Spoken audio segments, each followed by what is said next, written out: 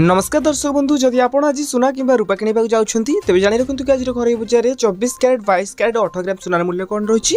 तेबे आज भारतीय बजार रे 24 कैरेट रो 1 ग्राम सुनार मूल्य 15971 टंका रहिता बेले 8 ग्राम को 1,27,768 टंका रहिछि आ 10 ग्राम को 1,59,710 टंका रहिछि। ठीक से परि 100 ग्राम को 15,57,100 टंका रहिछि। अन्यपटे 22 कैरेट 1 ग्राम सुनार मूल्य 14,640 टंका रहिता बेले 8 ग्राम को 1,17,120 टंका रहिछि। ठीक से परि 10 ग्राम को 1,46,400 टंका रही एवं कि 100 ग्राम को 14,64,000 टंका रही। अन्यपटे 18 ग्राम 1 कैरेट सुनार मूल्य 11,978 टंका रही बेले 8 ग्राम को 95,825 टंका रही आ 10 ग्राम को 1,19,780 टंका रही एवं कि 100 ग्राम को 11,97,800 टंका रही। अन्यपटे रूपा मूल्य 1 ग्राम को 340 टंका रही बेले 8 ग्राम को 2,720 टंका रही एपरिक 10 ग्राम को 3,400 टंका रही बेले 100 ग्राम को 34,000 टंका रही।